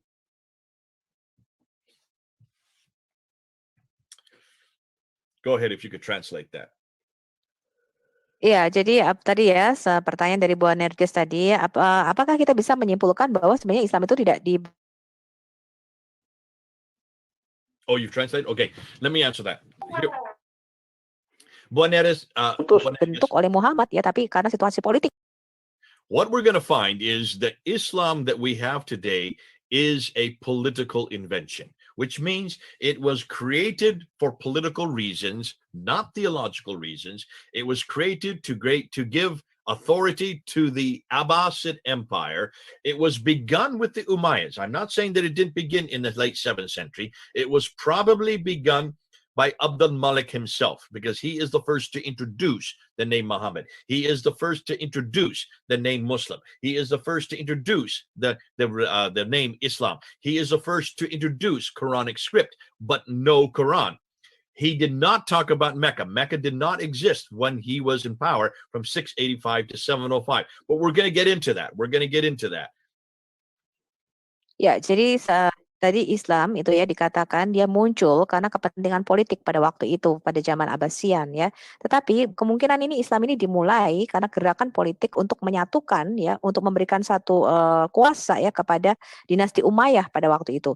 Nah, dinasti Umayyah ini yang mungkin memulai ya, pertama kali Abdul Malik ini memperkenalkan Islam, memperkenalkan Muslim, memperkenalkan Quran, walaupun pada waktu itu belum ada bukunya, tapi tidak menyinggung sama sekali Mekah ya. Mekah itu belum ada pada waktu itu. Wow, Sophia, you are amazing. I could follow everything you said. You got all the names and the dynasties. You got it all in there. Well done. Wow, you're a good translator. I usually don't do these long material for the translators, but you're picking it all up. God bless you. You've got a real gift there. So you can go ahead and translate that too. They need to know how good you are. No, thank you. They know I'm good. I love your humility. Let's continue on.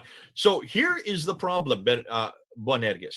Because of the fact that it is a political invention, because of the fact that, as we're going to see, and I'm jumping the gun, I feel kind of bad because I'm not proven that yet. I'm going to prove that in the upcoming talks. But because what we now know today, that it is a political invention to create a authority for a group of people who are not from Arabia. They are actually from what is today Iraq and Iran. They are Persian. Islam is a Persian entity. It is actually as Persian as you can get. And so all of these names like Abu Bakr, I'm sorry, not Abu Bakr, Al-Bukhari, Sahih Muslim, Ibn Dawud, these are all Persian names. They are all from Iraq, and they are from Azerbaijan, and they're from what is today, from Tabaristan, which is what is today Iran. So you're going to find all of this is from much further north and much further east. Yeah, you are too long, brother. Okay, let's break that down. Let's break that down. So everything we're going to see as in the upcoming talks is this is a political enterprise by Persians. Ya. Jadi semua ini adalah gerakan politik ya, gerakan politik yang sebenarnya adalah sangat-sangat jauh ya di Irak sana ya, di Persia. Jadi Islam ini sebenarnya sangat-sangat Persia sekali gitu ya. Jadi semua nama-nama tadi yang disebutkan itu sebenarnya adalah orang-orang, bukan orang-orang Arab ya, tapi orang Persia.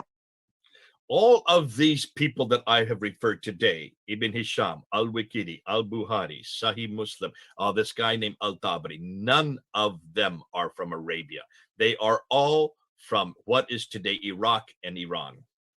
Ya, jadi orang-orang nama-nama besar yang tadi saya sebutkan ya, Ibn Hisham, Al-Tabari, Al-Bukhari, ya, Sahih Muslim dan sebagainya itu, semuanya itu bukan orang-orang Arabia ya, tapi orang-orang Iran, Irak yang sekarang.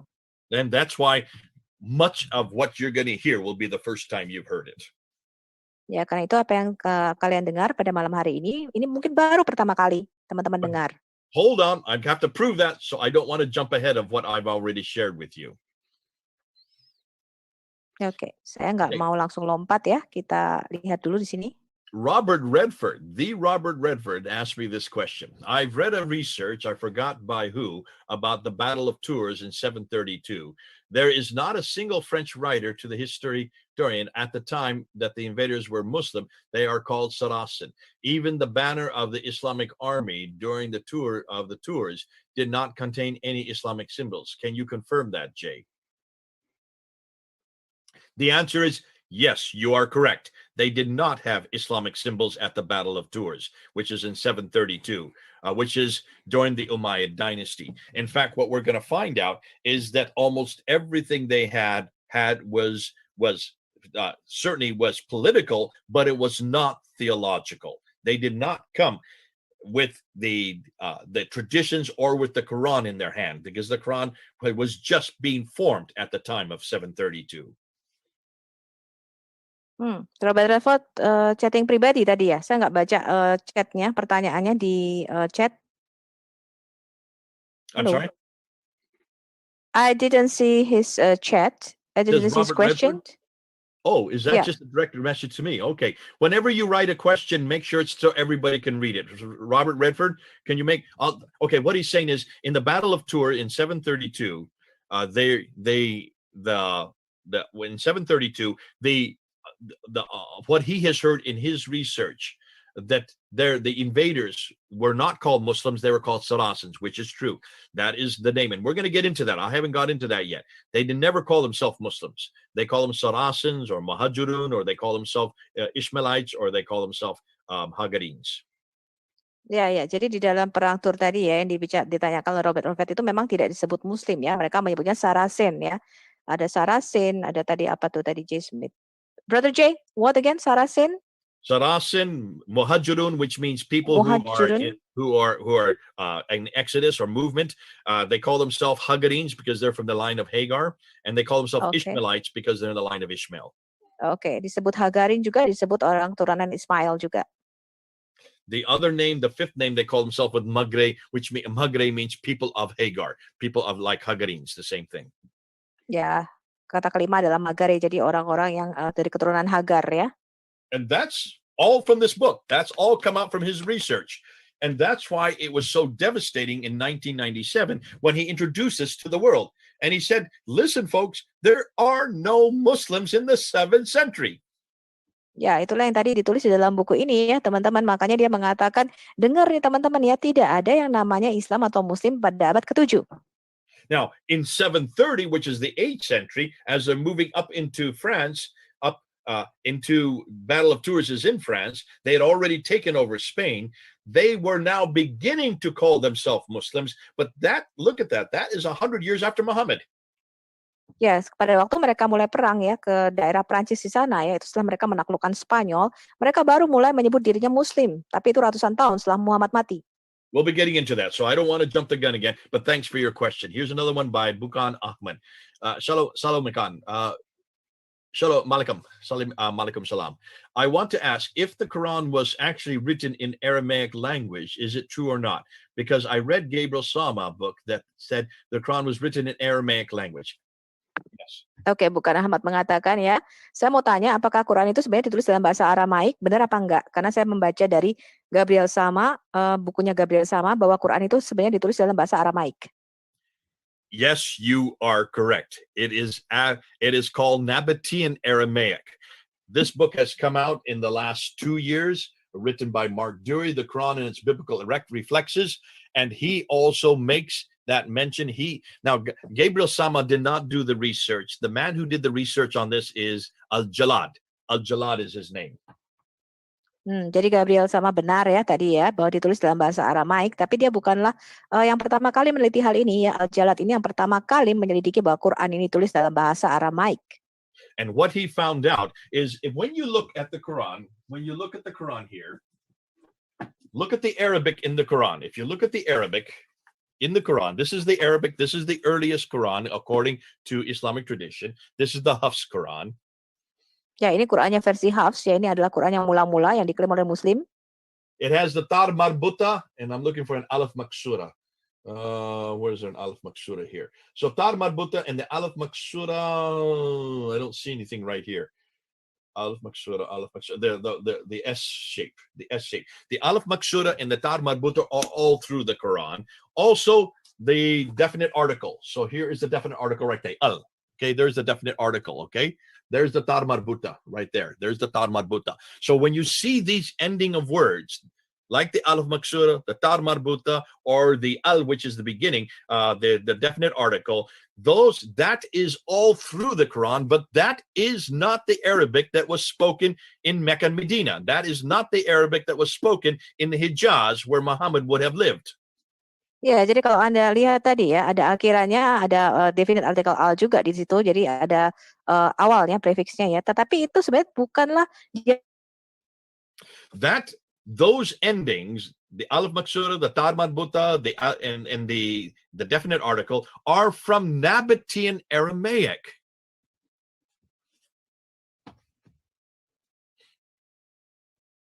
Are you there, Sophie? dialek yang digunakan di Mekah atau Medina. So where is Nabatean Aramaic spoken?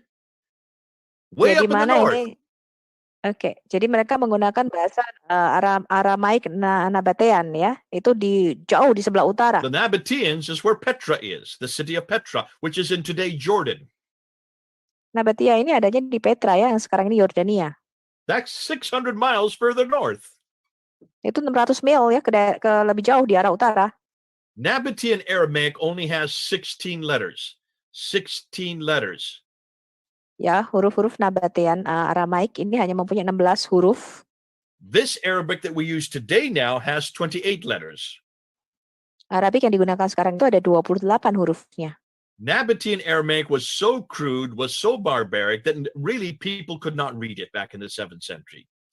Ya, huruf-huruf Nabatean ini masih sangat-sangat kuno ya, Nabatean Aramaik ini, sehingga orang-orang yang itu tidak banyak yang bisa membacanya. And that's why they had to add dots and vowels, the irabs and the harakats. Ya, jadi mereka harus menambahkan harakatnya ya, untuk bisa bacanya mereka harus menambahkan titik-titik tanda bacanya itu. But that was only done in the 8th century. Tapi itu baru dilakukan pada abad ke-8. There was no dots and vowels in the 7th century. Tidak ada titik-titik dan tanda bacanya, tanda huruf hidupnya itu pada abad ke-7. That's why the Arabic had to evolve with the Quran from the 7th up to the 8th up to the 9th century. Karena itu ya, Quran ini juga pasti akan mengalami perubahan-perubahan sesuai dengan hurufnya yang mengalami juga perubahan ya, dari abad ke-7, abad 8 sampai abad ke-9. So Gabriel Sama is correct. The Quran that we have in the Arabic we have in the Quran today is the wrong Arabic for Muhammad, is the wrong Arabic for Arabia, is the wrong Arabic for Mecca and Medina. Ya, jadi Gabriel Sama tadi benar ya, bahwa Quran yang kita punya ini bukanlah Quran yang sebenarnya pada waktu zaman Muhammad, pada waktu Mekah, Medina ya. Pada waktu itu tidak sama. Another talk, another day. We're jumping the gun. We're getting ahead. I can see some of you have been watching my videos, so you know this material from before. Yeah, okay. Here's another question from Edwin. In the era of Muhammad, the currency used with the Sassanid coins, which has the logo of the Persian Zoroastrian king and has a picture of Zura Mazda on it. Are there any criticisms or conflicts of Islam with Zoroastrian teachings? I love these questions, but you guys dari Edwin ya tadi. Way ahead. You're getting ahead of me. Iya, ini pertanyaannya udah pertanyaan kelas lanjut nih ya. Bukan pertanyaan yang mendasar ya. Jadi di era Muhammad tadi Edwin mengatakan apakah mata uang yang digunakan itu adalah koin-koin Sasanid ya, yang mana punya logo yaitu Raja Zoroastrian Persia ya, dan mempunyai gambar Azura Mazda di situ. Yeah. Apakah ya ada kritik nggak mengenai hal ini? Edwin, can we hold that question until the next time? Because I'm about ready to get into the coins, but it would take too long to do that today. So hold on to that question. You are correct. All the coins in the East are Zoroastrian. All the coins in the West are Christian. There are no coins that are Islamic, not in the 7th century. We can't find one coin that is Islamic until 692. 692. But hold on to that question until we come back next time. Iya, pertanyaannya ditahan dulu ya Edwin ya, karena kita belum masuk nih ke pembicaraan mengenai masalah koin-koin ya tadi. Tapi benar ya, di daerah timur digunakan koin-koin Zoroastrian dan di daerah barat digunakan koin-koin Kristen. Nggak ada koin-koin Islam yang ditemukan pada abad ke-7 sampai tahun 692. Here's a question from Lefty. There is a huge time gap between Muhammad time and Al-Bukhari and the first complete Quran and all of the history of Muhammad. What happened between those years? Lefty, hold on. I can't answer that. Otherwise, I'll be here for 3 hours, and we're already coming up on 2 hours. So hold on to that question. That will be answered, but you're just going to have to wait because we just don't have enough time today to do that. Okay. Let's go on. You want to the next slide or? No, I think we're going to have to stop there because this is, I realize we're coming up to 2 hours and the next section is huge and it's going to take us at least 2 hours to do the next section. So let's bring it down to, let's just see if there's any last questions here by Jason Melvino. Is it true that Muhammad's name means praiseworthy? Because in their book that Muhammad's name does not include family name, surname, but instead a single name like a title, which is praiseworthy or God. Is that true? Go ahead and ask the question. Iya, jadi Jason Melvino tadi bertanya ya, apakah benar ya nama Muhammad ini artinya yang terpuji ya? Karena di dalam kitabnya Muhammad ini tidak disertakan nama keluarganya ya, nggak ada Muhammad bin Abdullah gitu ya. Tetapi hanya namanya disebutkan Muhammad aja ya, seperti gelar ya, yang artinya adalah yang terpuji. Atau ini adalah merupakan gelar daripada Tuhan.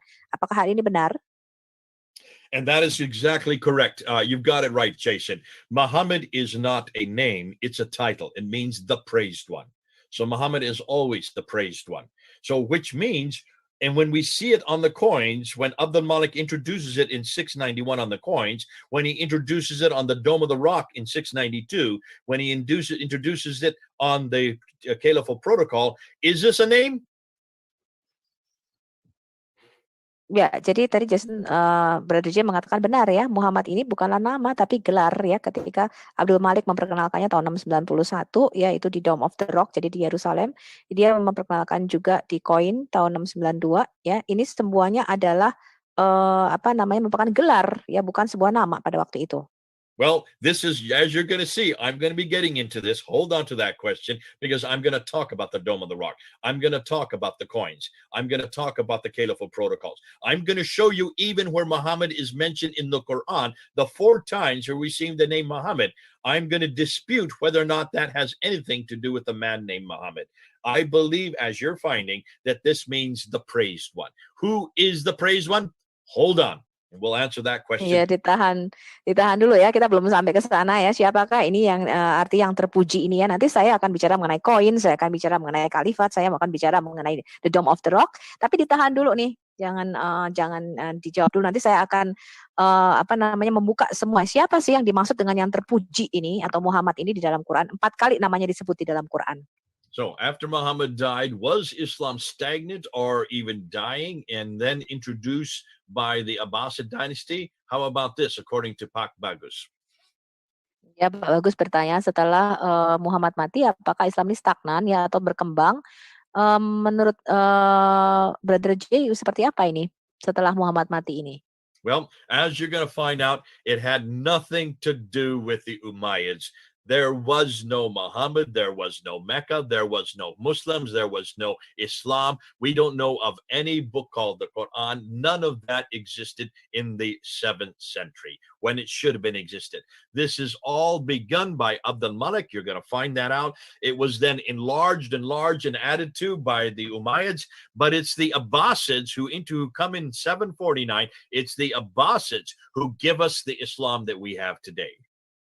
Ya, jadi kalau kita tadi melihat ya, tidak ada nih pada abad ke-7 ya tentang Muhammad ya, mengenai Muslim dan sebagainya. Kita tidak punya referensi pada abad ke-7, tetapi Abdul Malik yang memperkenalkannya ya, kemudian dinasti Umayyah ini kemudian menyebarluaskannya yang menjadi lebih besar lagi, tapi dinasti Abbasian lah yang menyebabkan Islam ini diperkenalkan secara luas. Okay, we're coming up to 2 hours. We'll have to stop there because I do need to get to another appointment. I just realized I'm supposed to be somewhere at 11 o'clock. But listen, these are good questions. You're starting to see that everything we're looking at has to be tested by history. Oke, tadi ini ya bagus sekali ya, tapi saya harus pergi ini ya. Kita sudahi saja 2 jam ini. Tetapi ini kita perlu pertanyaan-pertanyaan sangat bagus ya, bahwa segala sesuatu ini kita harus mengujinya dengan sejarah. I don't know. I don't want to know about the Jesus of the 3rd or 4th or 5th century. I want to know about the Jesus of the 1st century. In the same token, I don't know. I want to know about Muhammad from the 9th and 10th century. I want to know about the Muhammad from the 7th century. This is what we should ask of any religion, of anyone, anywhere. Ya, saya tidak mau tahu ya mengenai Yesus pada abad ketiga, 4 atau 5. Ya, kita juga dengan patokan yang sama ya, maka kita juga tidak mau mengetahui Muhammad dari abad ke-9 atau ke-10. Kita mau mengetahui siapa Muhammad ini pada abad ke-7. Nah, pertanyaan inilah yang seharusnya kita pertanyakan ya kepada semua orang ya di mana saja yang memeluk agama apa saja. So far, everything you have heard about Muhammad, everything you have heard about what he said and did, what he did is from this book. This is the book that everybody has to read all over the world. Ya, jadi apa yang bisa kita tahu mengenai siapa Muhammad, bagaimana kehidupan Muhammad, apa yang dia lakukan, itu semua. But this book was written in 833, 200 years too late. Semua berasal, jadi saya menyarankan buku ini dibaca oleh semua orang. We don't have the original manuscript. Kita tidak punya manuskrip yang asli. That only appears in the 11th century, which is another 200 years after that. Ya, baru ada sekitar abad ke-11 ya, 200 tahun lagi nih setelah itu. Can you see much of what we know about Islam today comes from the 9th, 10th, 11th, 12th, and 13th century?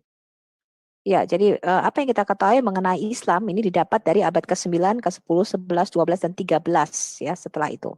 But that is a political Muhammad. That is a theological Muhammad a theological Muhammad that is really a political Muhammad. Tapi itu adalah teologi daripada Muhammad yang dimasukkan ke dalam politik. That's why I'm not interested in that Muhammad. I'm not interested in that Islam. I want to know the Muhammad of the 7th century. I want to know the Muhammad that actually existed.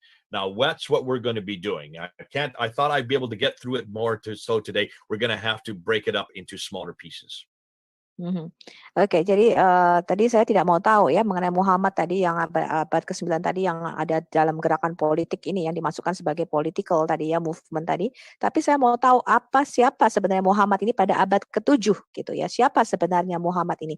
Tapi ini menjadi terlalu panjang ya. Jadi nanti kita akan bagi sesi-sesinya nih pada sesi-sesi berikutnya lagi.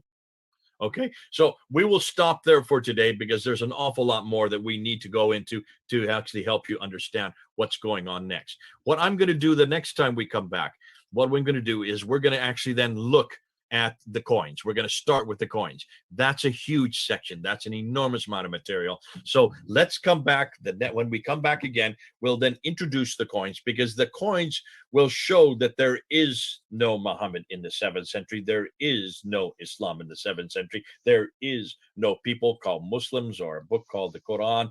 There are no people. There's no one called Abu Bakr, Umar, Uthman, or Ali. None of this exists in the 7th century. Ya, jadi pada sesi berikutnya nanti saya akan bicara mengenai masalah koin ya.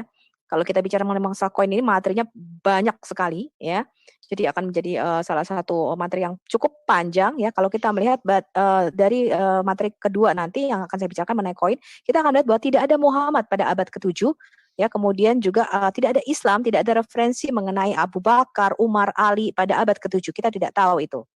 So everything that I'm going to say, what we're going to do is we're going to then look at the coins. We're going to look at the rock inscriptions. Those are the two most devastating. And the reason why they're devastating is because they are from the 7th century.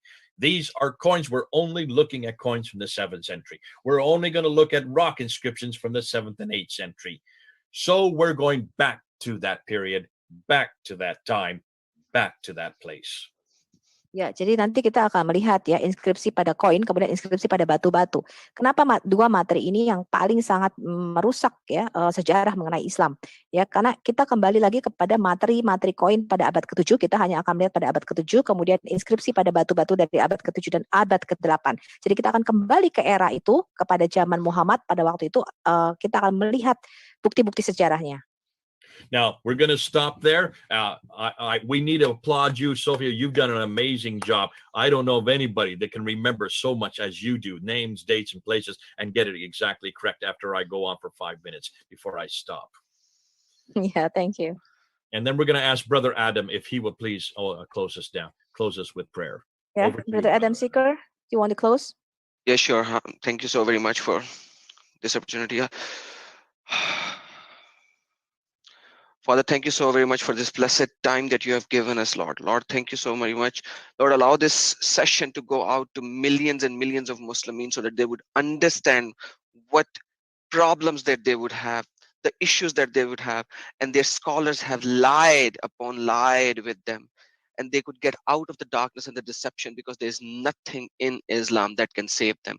Because the only one who can save is Lord Jesus, who came for us, died for us, and gave us the salvation, eternal salvation. Through him we are saved. Lord, allow J. Smith to even get more and more information to debunk this claim and destroy this tree from the roots once and for all, Lord. Lord, what we are doing is nothing, because we are nothing. You are the one who is allowing us to reach to those people, Lord. Lord, bless the ministry of J. Smith. Bless the people who are working with him. Lord, bless this session. Lord, bless this YouTube channel that you have allowed us to speak to these people so that we could show them the truth which is in you, Lord. Lord, in your holy Son's name, I pray. Amen. Amen.